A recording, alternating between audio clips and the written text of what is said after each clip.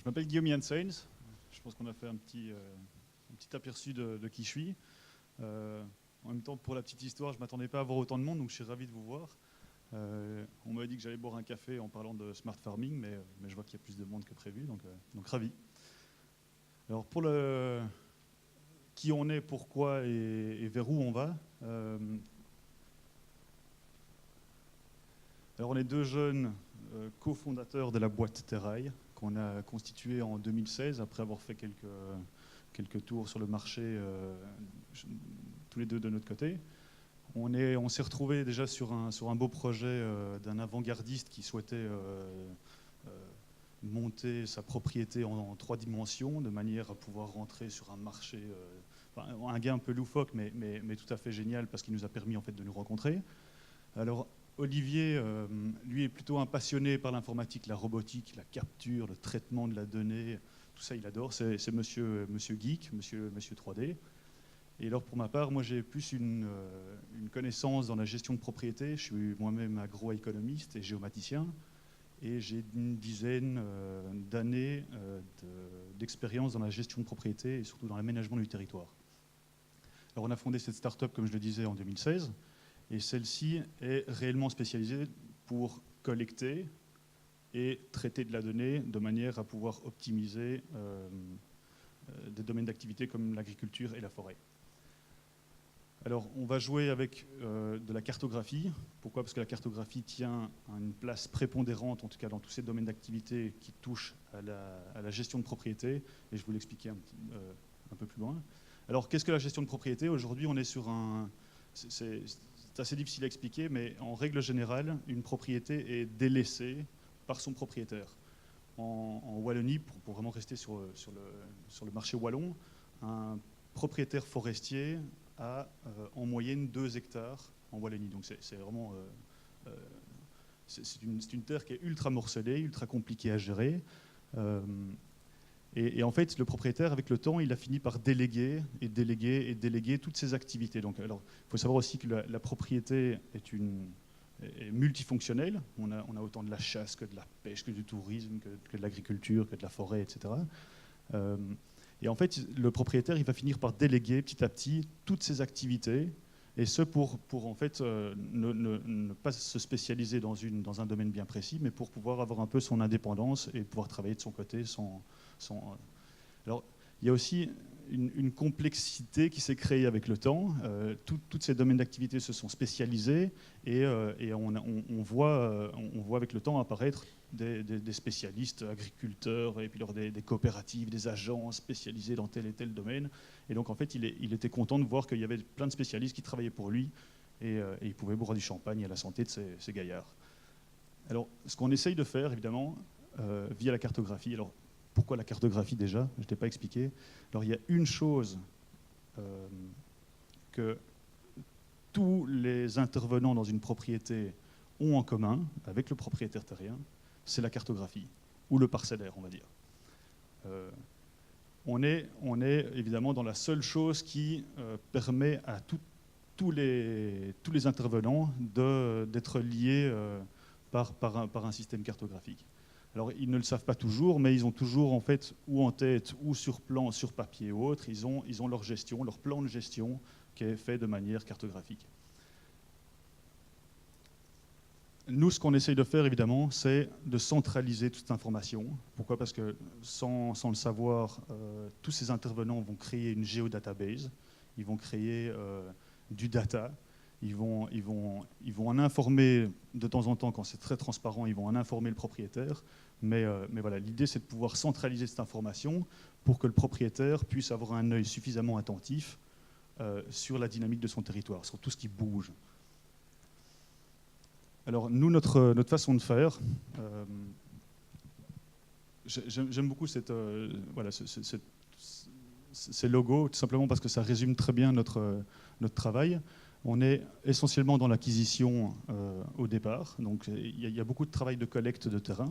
Alors on est autant par voie aérienne que par satellite qu'à la recherche de données qu'on peut trouver sur le géoportail wallon. et on fait de l'acquisition nous-mêmes sur le terrain ou de toutes les manières possibles. Alors c'est sûr que le propriétaire, comme je vous le disais, a déjà énormément de données, il le sait, mais bon, c'est dans des fards, c'est compliqué.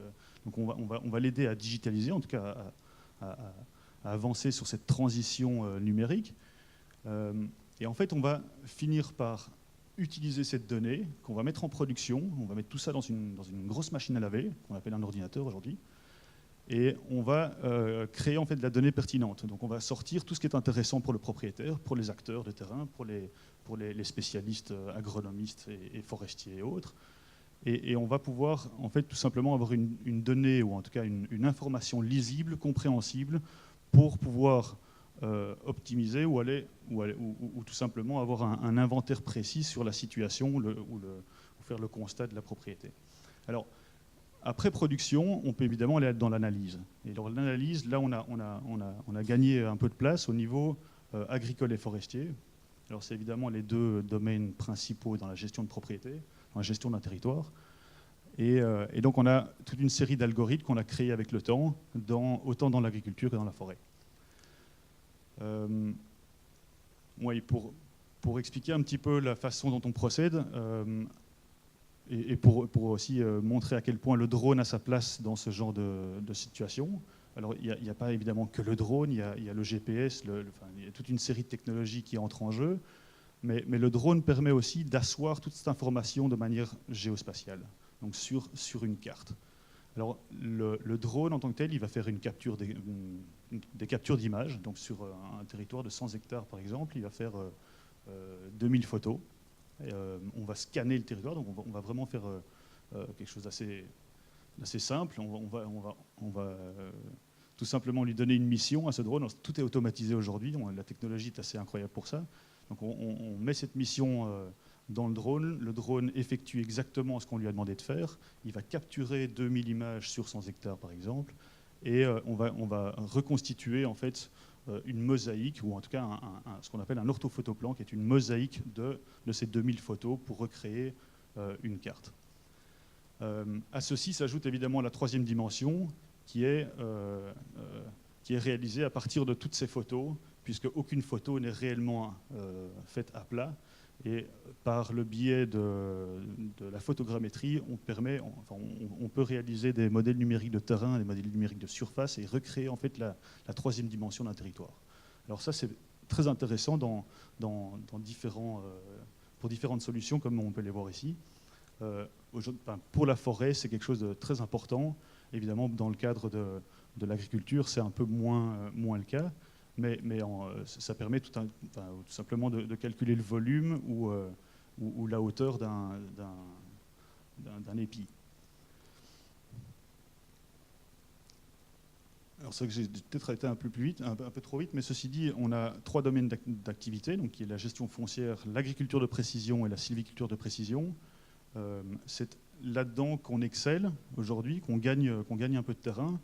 Et on le fait aussi grâce à de nombreux partenaires. On a beaucoup d'universités qui nous soutiennent, et évidemment autant des partenaires industriels que des clients potentiels qui viennent travailler avec nous pour des solutions bêta et pour pouvoir valider sur le terrain nos efforts. Alors, en ce qui concerne l'agriculture de précision, puisqu'on est là pour ça déjà, c'est ma façon de voir le smart farming, un peu moins comme l'a dit Henri. Ceci dit, alors, nous, on utilise la technologie à des fins d'optimisation de gestion, et ce, par le biais d'un conseil agricole. Alors, le conseil agricole peut passer par...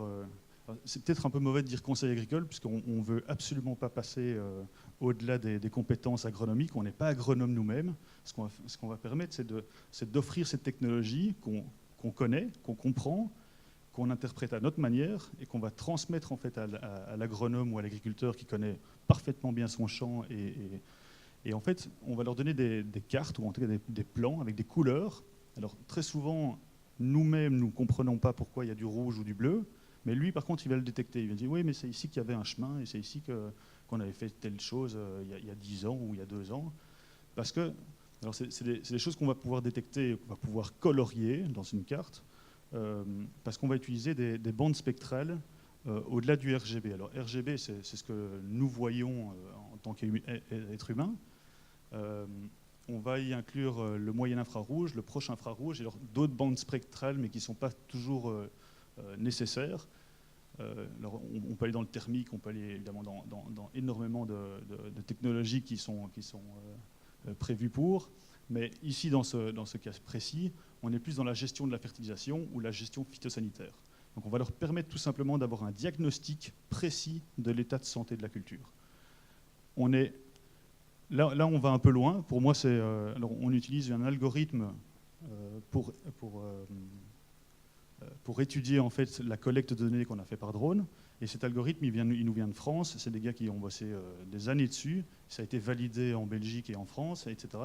Et en fait, c'est des gens qui ont tout simplement la connaissance et la compétence pour nous permettre de dire, tiens, sur tel mètre carré ou sur telle partie du champ, vous allez devoir mettre 197 unités à l'hectare. Alors, c'est des choses qu'on utilise de temps en temps. Alors, très souvent, ce qui se passe, c'est que l'agriculteur aujourd'hui n'est pas équipé pour faire ce genre de choses. Donc, on va simplifier la donnée nous-mêmes, sans passer par l'algorithme, et on va lui permettre en fait, de voir ce qu'on ne voit pas à l'œil nu. Alors, on va pouvoir détecter toute une série de choses, comme tout simplement aller voir des faiblesses, des lacunes, des difficultés que peut rencontrer telle culture dans tel endroit du champ, etc. Donc c'est vraiment à l'agriculteur ou à l'agronome qui est conseillé derrière de voir, de comprendre et d'interpréter la donnée avec les données de terrain ou l'expérience qu'il a dans son terrain ou dans son champ. Alors ça, c'est des exemples évidemment de résultats appliqués. Je les avais mis, alors, pour ceux qui étaient là à Libramont, c'est plus ou moins les mêmes slides, donc je suis désolé si je me répète un petit peu. Mais c'est vrai que comme on était à Libramont, j'avais mis toute une série de résultats auxquels on peut arriver. On est évidemment loin de ce qu'on peut imaginer quand on ne connaît pas le milieu agricole. Le drone, il va pouvoir dire exactement ce qu'on doit faire et plus besoin de compétences ou d'expérience en la matière. Le drone, il sait tout faire, mais ce n'est pas tout à fait le cas. Donc il faut vraiment aller loin et interpréter la donnée avec son background, ou son expérience de terrain, que pour pouvoir comprendre et estimer si le conseil ou cette assistance dans l'interprétation de données est réellement validée ou pas. Alors ici, juste pour une petite intro dans la sylviculture, c'est quelque chose où on en est très fier évidemment parce qu'on a permis à de nombreux forestiers et surtout des entreprises qui sont vraiment plutôt dans la sylviculture de précision, enfin en tout cas qui rentrent dedans, mais c'est plus de la sylviculture que de la forêt, on n'est pas dans des domaines forestiers. Ici, c'est vraiment, le but c'était de compter, on était dans les sapins de Noël, on était là pour compter le nombre de sapins qu'il y avait par bloc, par hectare, et on est arrivé à une erreur de 1%, après validation du propriétaire même. C'est tout à fait incroyable, et ce par le biais de technologies. Alors on peut faire la même chose avec l'agriculture, on peut aller voir combien de plants de maïs vous avez sur un hectare, ou sur telle parcelle. C'est tout à fait intéressant, parce que ça vous permet de faire des statistiques, de rentrer dans toute une série de données mathématiques, et donc de faire votre propre conseil, ou votre propre... c'est des chiffres qui vont vous assister dans l'optimisation de la gestion de votre propriété, de l'agriculture, pardon. Et voilà. Ah oui, alors pour conclure, on a, avec le temps, si je devais revenir sur mon petit planning, voilà. En fait, avec le temps, on a donc fait énormément d'analyses après acquisition et production de données. La difficulté, c'était de rendre aux propriétaires un livrable qu'ils puissent utiliser. Alors, ce qui se passe nous, on a évolué avec le numérique. Alors, on digitalise, on numérise, on avance avec le numérique, sauf que le propriétaire, agriculteur, forestier, chasseur ou autre, n'est pas toujours en lien avec un smartphone ou avec l'utilité d'un... il n'utilise pas toujours extrêmement bien ou toutes les applications qu'on peut trouver dans le numérique. Alors, c'était la difficulté qu'on a pu rencontrer, c'était, tiens, qu'est-ce qui se passe si on est parti? Enfin, comment expliquer ça? On arrive avec un plan, avec un résultat qui est tout à fait convaincant. On leur propose, on leur montre tout ça sous forme de papier parce qu'il ne sait pas le lire différemment que là-dessus. On lui donne des PDF, etc., mais il va les perdre dans son ordinateur parce qu'il n'a pas l'habitude de les utiliser. Et donc on a cherché sur le marché, voir s'il y avait des logiciels qui étaient capables ou tout simplement d'héberger tout ce genre de données pour pouvoir la transmettre de manière très simplifiée sur quelque chose de très ergonomique. Et on n'a pas trouvé. Alors, il y en a énormément sur le marché, mais par contre, c'est jamais suffisamment facile d'utilisation. C'est toujours lié à un SIG, pour ceux qui le comprennent un peu. C'est des systèmes d'information géographique ultra complexes. Ça demande une formation, c'est difficile à comprendre, et la plupart lâchent après un temps ridicule. Alors, ce qu'on a voulu faire, c'est vraiment d'apporter le nécessaire chez le client pour que lui puisse comprendre, utiliser cette donnée et en fait l'archiver, se centraliser toute l'information qu'il a sur sa propriété, et ce de manière quotidienne. Et alors, évidemment, utiliser par la suite cette même application pour toutes les interventions de terrain. Il va pouvoir collaborer avec l'ensemble des acteurs du terrain et organiser, et ce, de manière assez sécurisée. Voilà, on est là-dessus.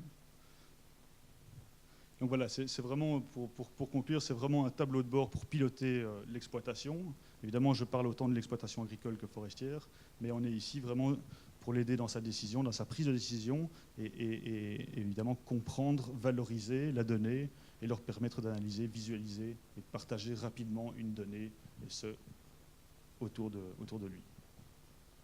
Merci beaucoup.